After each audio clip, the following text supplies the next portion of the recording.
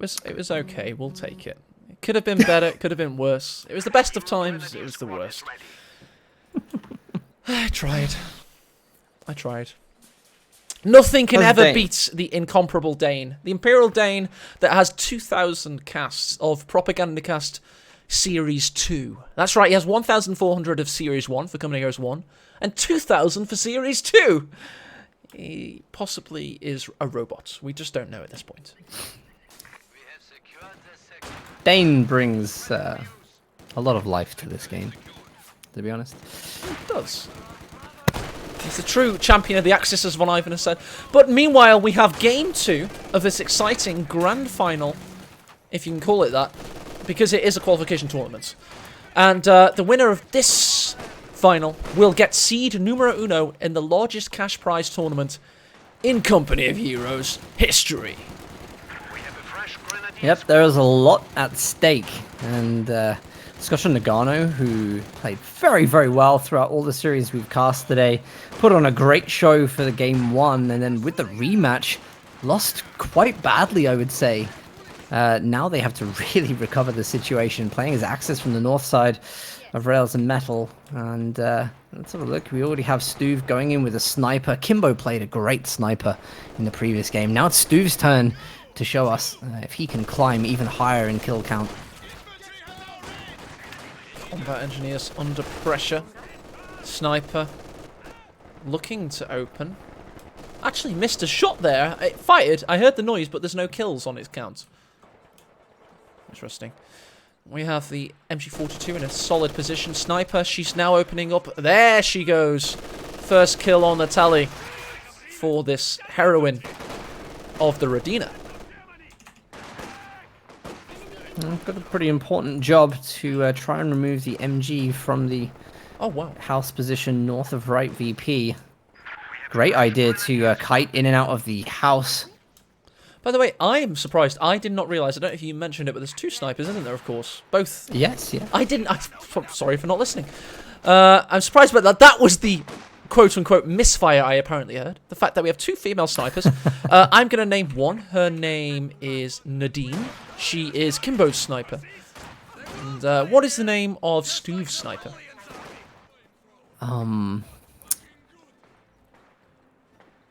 Think a female name, Storms. This is not hard. Any female name? Any female name. I said Nadine. It's not even a Russian-sounding name. Nicole.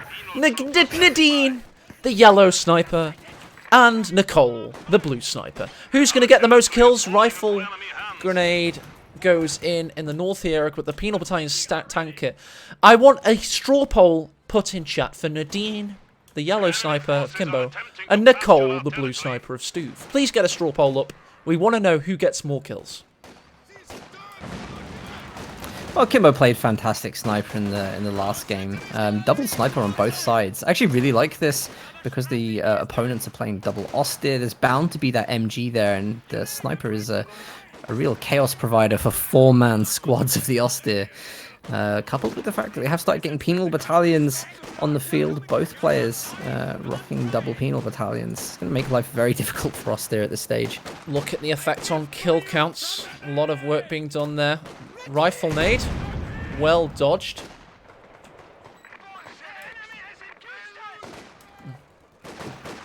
Face was covered. My bad, Stormers. Anyway, the snipers march on. Nadine with 8 kills. What have you seen? Great rifle grenade. Center munitions point wiped 5 of the penal battalions. Oh, wow. Okay. Yeah, very good rifle grenades. Actually, whilst they were retreating, 2 models clumped. Damn it. Wish along I'd the caught green that. cover.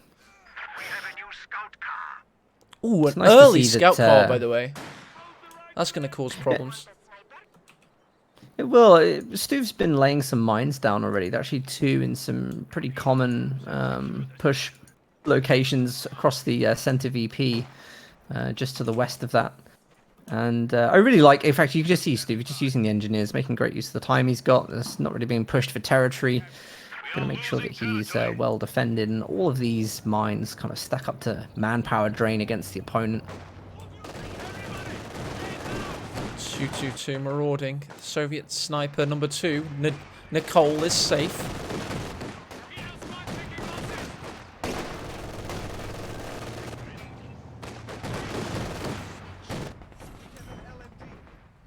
LMG's upgraded for the guard squad of Kimbo. That'll offer a nice cushion. Oh, we got a Wehrmacht sniper out. Gruber.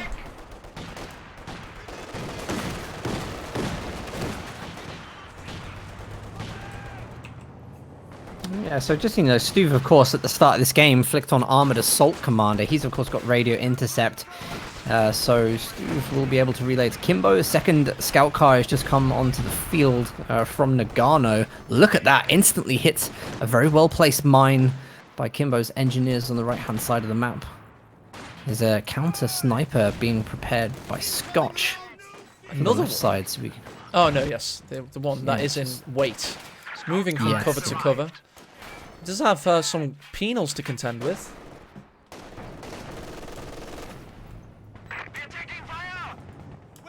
This guard squad has pushed very deep into enemy territory. We have an isolated sector. Stuve's sniper is also on hold fire, indicative of the fact that he may have seen Scotch's sniper, perhaps. I don't think it's taken a shot. Interesting. Be surprised if he has seen it. But then again, of course, they have radio intercept, so it's likely that Stuve will have heard the sniper come through the radio interception and knows that it's around somewhere.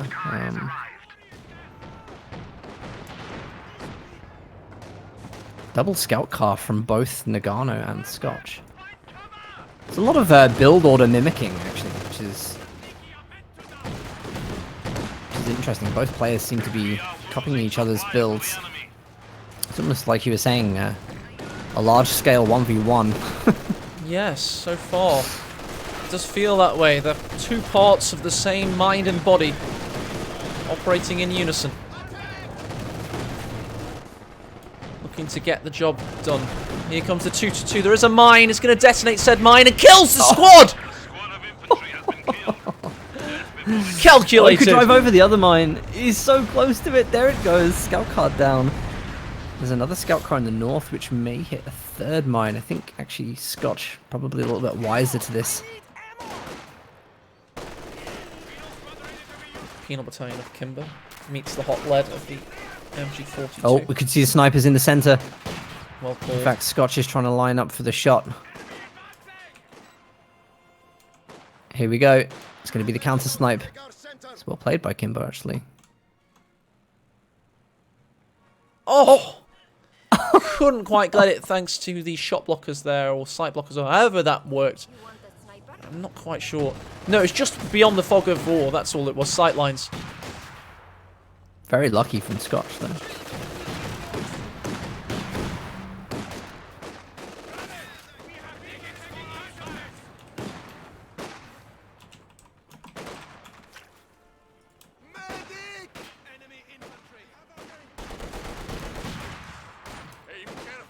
Ooh. The sniper is in That a sniper crater. is not in cover. It's in a Stuve's crater, sniper isn't it? Nope, Oh, Stu, Stuve's sorry, my bad. Sniper is just kind of out in the open, actually. So Oh! needs to be a bit more careful with the positioning there. Kind of giving the game away. Oh, there's a mine. It could be a trap, by the way. So that's interesting. T-17 is going to come up the left side. Interesting. Axis nearly have control of 3 VPs. So there's a bit of a mad rush right now for Kimbo and Stuve to take some territory, some reliable territory. I feel like this sniper battle is actually stunting a lot of the play here. It's actually creating a very good situation for Axis. And look at this, Kimbo's sniper nearly discovered. That was a really, really nice soft retreat, but it was right on the cusp of being detected. Guard squad forcing their way into the victory point. Meanwhile, let's do a few sniper kill counts. Here we've got Kimbo sniper, 13 kills. Here's Stuve with 9 kills. And the menace in the midst, it's said sniper with 5 kills. Not bad. 222s push in. T-70 watches on, battling over the stone wall. Not going to work. Need to be careful of the Soviet mine should they want to get into that situation a little bit closer. But here comes the minesweepers of Stu. Scotch, rather. The idea of the double 222, I think it's very good against the T70. Actually, it almost creates the mobile counter to the T70. Actually, having the minesweepers there as well is just such a huge benefit. Those scout cars can now make a rush for the sniper if they wanted to. But look out on the left side. Stuve's T70 in danger position. Good work. Meanwhile, I actually think Scotch and Nagano look like they could clear this game up really easily. They've been so much stronger this time around. Almost as though they're playing Axis on rails and Mega. No, it's not that bad, but it is... oh, nice teller, by the way. Lovely stuff. Oh, sorry, my bad. We have the Kimbo sniper, currently on 13 kills still. Just holding on fire right now.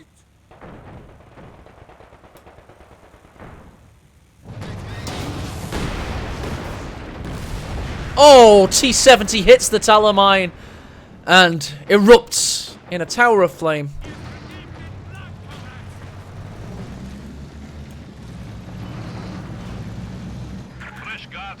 Wow, not feeling too hopeful for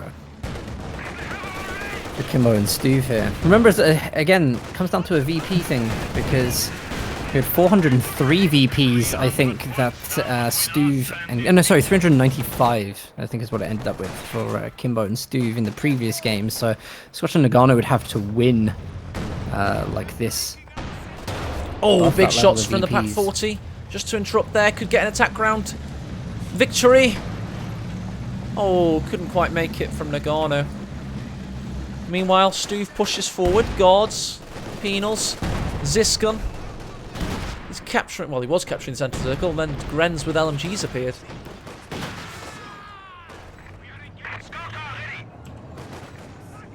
Scout car's not doing too badly. The bunker is now a field hospital. The enemy is attempting to steal our sector. Normal quick repair times on this T70. Ready for battle once more.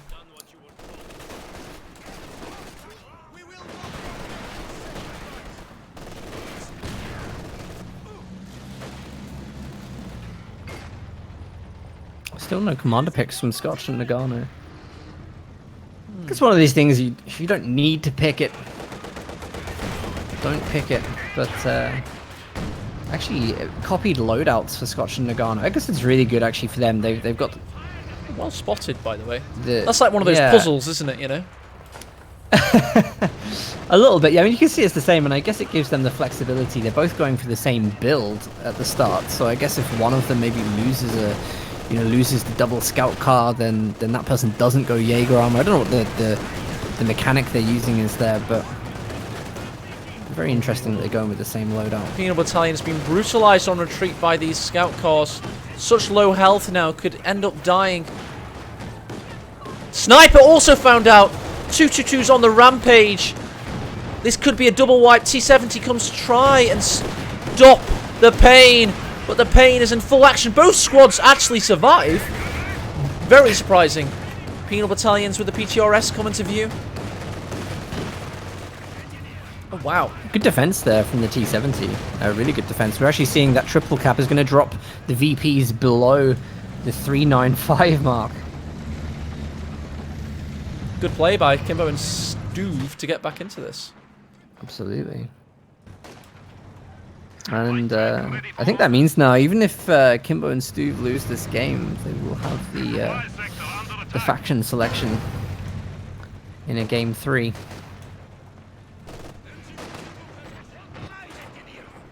Vets 2 Soviet sniper with her 20 kills. Oh, 21. Nearly takes out the Grenadier. Meanwhile, in the centre, we've got a tense battle unfolding. Surely Scotch, yes indeed. He's now getting the heavy Panzer Corps in base right now. Nagano already has gone for that said structure. We've seen a double tier 4 from Wehrmacht. Stuve and Kimbo both in tier 3. No advantage quite yet, but they obviously have good call-in potential. Thanks to the IS-2, the Asif Stalin tank.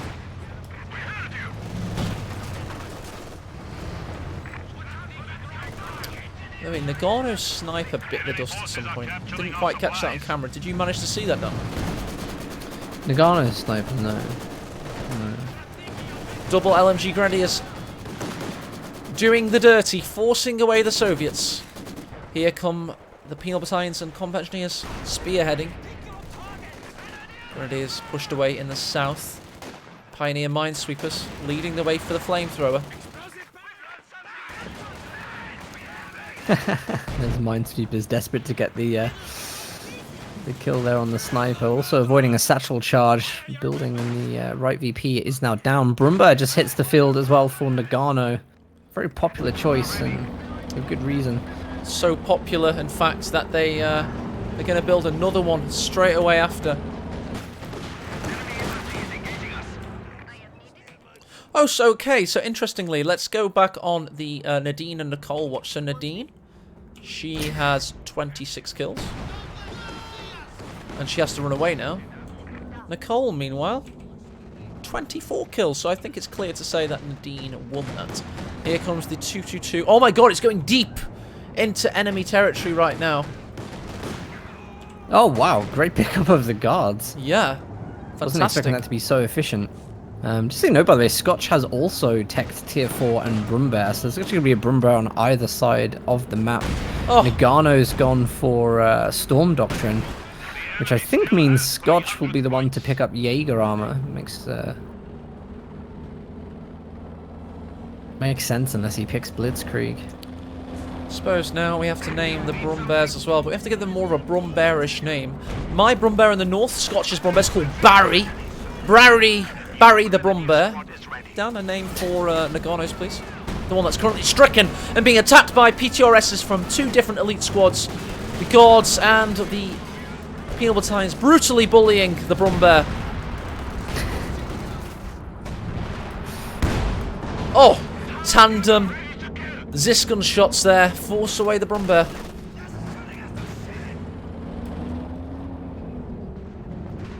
Kimbo and Stuve just about keeping the equalization on these VPs at the moment. Nice little grenade from guards on the right. Actually, I really like the play from the guards in this game. Even though he's lost the squad, he seems to be spamming them, which is the only thing that is unfortunate. But I thought there was a bit more utility in the conscripts. Kimbo in full retreat. Stuve is going to have to keep the battlefield going right now. See a zoomed in view of the tactical map, and just allows you to survey all 4 armies, their current positioning, and hedge your bets as to who you think might win.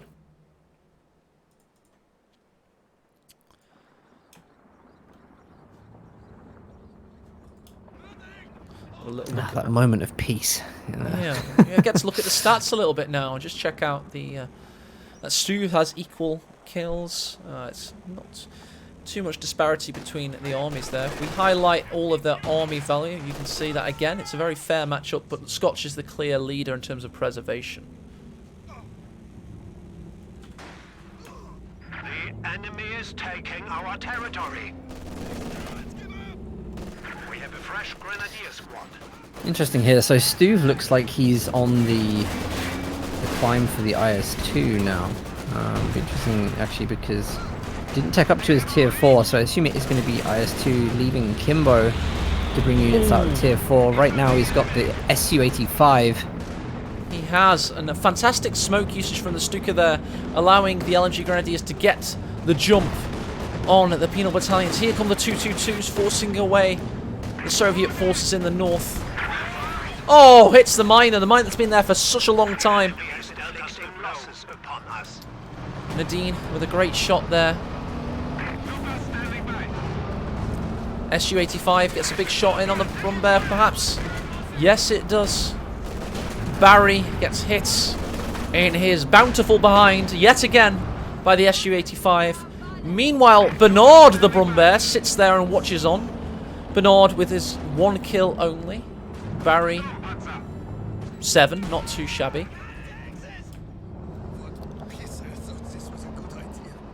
I say the cumulative manpower drain of both snipers for the allies in this game has got to be stacking up against the Axis. It's like we said before, you know, these 4-man squads are just becoming so reduced in their damage efficiency as soon as they engage the sniper. Yeah, a hell of a lot of kills. Almost 70 combined. Oh! Almost looked like a squad wipe then. In fact, it may have been. I'll have to watch that back, I guess. But I don't think it was, no. Could be, though, thanks to the sniper. Isn't able to take a final kill. Kimbo's trying to go for this AT gun steal. Actually, that retreating model kind of baited a shot from the Brimbear, but there's way more than enough infantry to claim it. It's going to destroy it with the guards. That's a sensible decision, I think. Nadine with her 38th kill. Oh, we've had a squad wipe. What was it done? That was, I think, the... No, it wasn't engineers. Probably engineers. Let's pretend it doesn't matter. Engineers don't matter. Barry comes into view against the Maxim. Barry the Brumbear, that is. I tell you what, that's a well-dodged rifle made. Barry's able to find an angle on the Maxim, nearly wipes it. Well, only if it was dead in the centre it would have done. Meanwhile, Bernard, now on 4 kills, Stuka dive bombs. I really like these smoke bombing runs, actually, from Nagano. He's just constantly protecting his Brumbear, constantly protecting from the AT guns. It's so good just to try and force the opponent to maybe use ground attack through the line of sight. It's going to be a bit of a problem though. There's 3 AT guns there. Got to be so careful with that Brumbear. I haven't really figured out how Kimbo is holding the front line on the right-hand side. He's just gone into guard spam. They're so efficient at dealing with these grenadiers. Double Grenadier tag team forces the peels away. Meanwhile, a Pioneer with a flamethrower has found the Ziskans, but here comes the boys to mitigate. Barry comes into focus, though, with a huge barrage. Bernard joining the fray with a bomb of his own. Ziskans force Barry away. He retreats and relinquishes his position. Bernard might have to do likewise.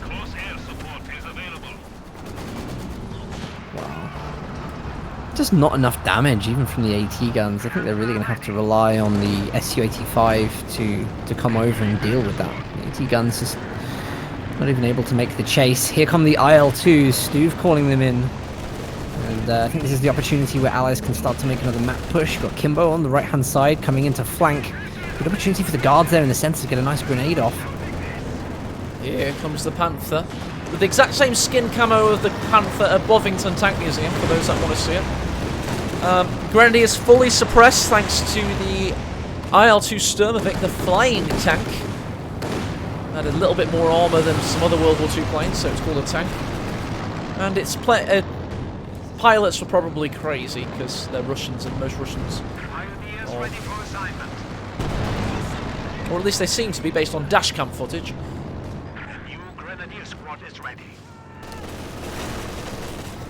LMG Grenadiers have ascended to 12 kills, 1 vehicle destroyer amongst them. Meanwhile, in the centre, the Su-85 marches forth, looking for Veteran C2, so it gets superior penetration. Oh, he's got a nice shot off on Bernard there. I actually just realised Scotch didn't go for Jaeger armour in the end. He'd gone for Blitzkrieg, which means that the Ju-87s will be available. This is an interesting one because Soviets are not going to have the anti-aircraft counter at all unless Stuve gets the IS-2 out. You know, the Pintle MG can do a little bit of damage to that, but nevertheless, actually, with the Panther double Brumbear. Nadine 2 running away there. Nadine 1 somewhat died, perhaps, at some point. Meanwhile, Nicole has ascended to... Oh, rifle nade. No, it's a flare. It's the same noise, of course. Yes, my bad. Of course, it is. And displaying all of this territory. Lovely, lovely stuff. Double Zis, thanks to the flare, pushes away the Panther. SU-85 wasn't quite in position to take full advantage there. This makes you realise how much of a fragile game it is for Axis at this stage. Kimbo's going to build another SU-85, and you know, if they keep popping the flares from the sniper, pushing with the SU-85s, and then tanking with the IS-2, that is very, very hard to beat without something like the Elephant. Oh, but look at this. Ju-87s have been called down. The Su-85 was snared then. And I think, actually, the Ju-87s can probably take down the Su-85 in its first run. Oh, they nearly did just that. One more shot required. There is a Stuka bomb as well. Stuka bomb takes out the AT gun. Su-85 relinquishes its position. IS-2 pushes in, takes a big shot in against Bernard the Brumbear. Planes crashing. Chaos reigning. And fire from above and death from below. It's all going on in this fantastic battle as another sniper's taken out. Just about seen on an attack map by myself, and the MG42. That was a very dodgy sniper play. It went to cap the victory point. You don't see that very often, and the MG just shot it. Lovely stuff. Yeah. Especially when units like that, I think, are quite needed right now. You know, that's really the vision creator for allies. There's no T-70 anymore. It's going to require an investment. Ju-87's making another powerful run, taking IS-2 down to half health. By the way, Stuve's 40-kill sniper also died at some point. The very fragile units, they do tend to die off camera. It's a caster's curse of many a company hero's cast, unfortunately. But they aren't all dead now. Let's have a look at the battle lines. Let's have a look at Scotch's army. Look at all of these Grenadiers. 1, 2, 3, 4, 5 Grenadier squads accompanied by 2 Pioneers, a Veterancy 2 MG, and 2 Brumbears. Holy crap. Mixed in with a Vet 3 2-2 for sight. And meanwhile, Nagano, of course, has 1 Brumbear, a Panther, 4 Grenadier squads, a lot of Veterancy afoot. And Dan, what do you see on the Allied contingent? Oh! Big shot there. As far as the allies go, I mean, I think they're on the verge of a very classic combination that does very, very well against this Axis composition, which, as I said, IS-2 and then 2 Su-85s. It is a tank with 2 very powerful anti-tanks behind it. And all they need to do is work up the infantry and the support weapons as MGs, and I think they can pretty much storm the map uncontested. Oh, talking about storming uncontested, here comes the most cohesive of tactical battle groups I've ever seen. All of those units are operating in very close vicinity to one another, and the DPS is significant.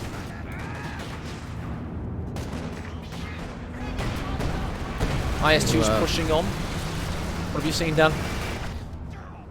Just nothing at the moment. Actually, just checking out the AT guns, because it's the AT guns which will have the target weak point for stuns. It's a really useful tool for Axis vehicles to kind of close down and kill. It's actually so important to take advantage of target weak point when tanks kind of overextend on the front lines.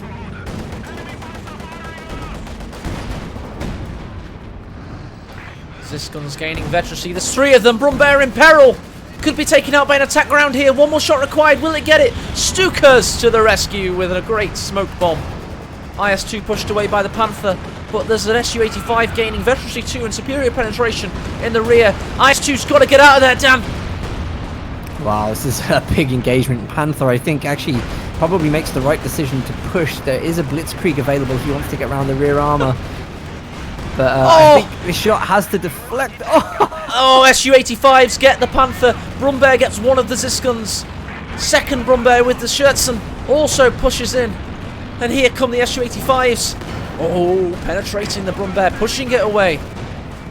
They've got to be careful, though, because there is a Panther coming in from the eastern side. The Ju-87s, of course, still active on the map. Really, really important to preserve those Su-85s. They are absolutely key in dealing with these vehicles at range.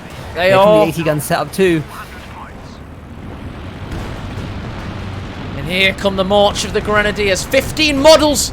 Zis barrage engaged. Oh, huge Zis barrage. They're sticking though. They're holding strong. And here come the guards and the penals. They're going to try and force them away. World War I-esque warfare on the centenary of the armistice. Look at this. VPs are absolutely dead at 179 at that moment. Oh, What a crazy game. crazy game. Crazy barrages from the Brumbears. It's a lot of work that has to be done now quickly because Axis look like they do have enough, healed squads and vehicles to actually continue pushing the map. Allies do not have that. They've only got the IS-2 at the moment. Su-85s really need to be repaired. There is a T-34 on the field. Look And, at the... it's one of these games that comes down to like who can repair their vehicles the quickest and shift the front line again. We're going to go on a pan of the battlefield. Forgive me this cinematic for a moment. See the Brumbears, the Panther.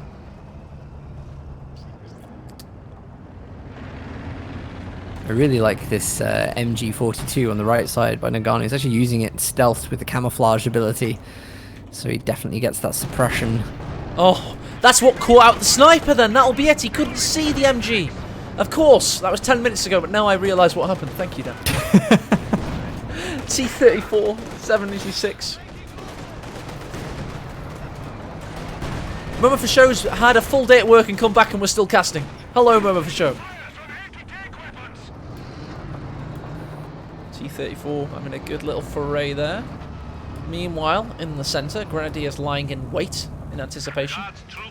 IS-2 pushing in. Brumbears, their target of choice. Blinking that AoE profile shell off its very thick frontal armour. Panther being pushed away in the east. Dan, we've got 95 victory points remaining for Axis. Sorry, Allies. Axis holding strong on 179. They haven't dropped for a while. Looks like they might have... Actually, this is really good. The guards are doing a really good job of going and clearing the AT guns. That's the threat to the Su-85s, and as soon as those AT guns are pursued or go down, then you see the Su-85s. There is a Stuka. Is it on the Su-85s? Oh, nearly was. They might have backed into it. Tell you That what, could have been a very brutal hit if that had connected. they just needed to Faust it before, I think. But back seat gaming aside, here comes the Panther. And this 54-ton prototype main battle tank takes out one Su-85. Could take out the other if it gets the angle. A little bit fearful of the guards. Go on. Check out this left-hand side engagement. The two T-70s are trying to push away the Brumba with the support of the IS-2. It's really good. Actually, they're just being used as like little scouting tools, perhaps to go around the rear of the tank and block it. Minions of the IS-2. Actually... It's like, do you know in Robot Wars when you could have like a cluster bot? That's like exactly what's happening right now. Dan never gets my references. It's fine. No, I actually do. That's good. You're just ashamed that you do. That's fine. Oh, IS-2's in a bit of peril. Tell you what, 2-pack 40s are more than a match for an IS-2. However, bounces did happen. T-70s nearly block their parent tank's retreat path.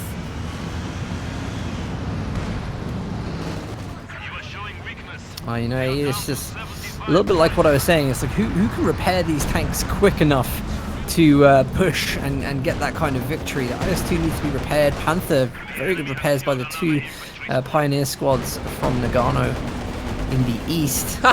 Nice And, AT satchel there on Brian the Brumbear, Bernard's cousin.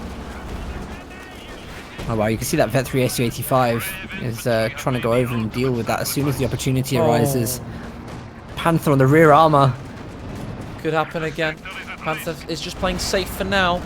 The Scotch and Nagano are in control. Here come the T-70s. They're looking for an angle on the 222s. Meanwhile, the stricken Brian the Brumbear, he could get taken out by the T-70s should they find the rear armor. That's exactly what they're going for. Pack 42-man squad is getting taken out. And here come the T-70s now. Glorious light tanks of the arena. Fearless tank drivers. One more penetration. There it is. Veterans E2 instantly. Here comes the Panther moonwalking into view. Just to let you know, by the way, the Su-85s got wiped. That was a Vet 3 Su-85 from the Panther. And really big losses. The Su-85s are really what is stopping that armor from rolling into Allied territory. 45 VPs remaining, access on a triple cap. This game is not going to last much longer. It isn't, and we will be heading to an ace game, because what you need more is more Company Heroes 2 in your life. T-34 taken out with a fatalistic ram, a last hurrah perhaps. 27 victory points remain. Joseph Stalin tank trying to take out this Panther as Barry watches on.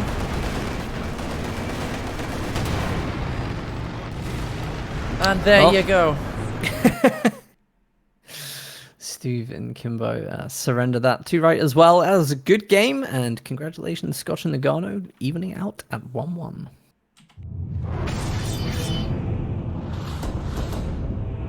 Victory is ours.